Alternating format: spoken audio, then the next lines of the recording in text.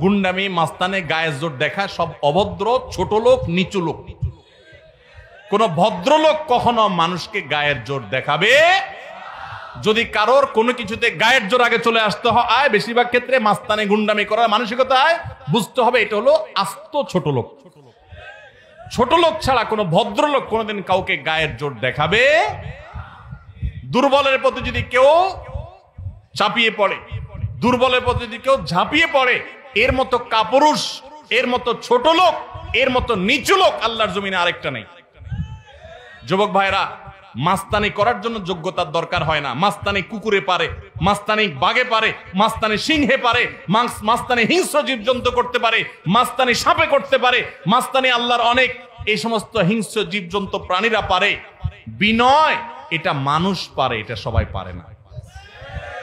বিনয়ী হবেন না অহংকারী হবেন?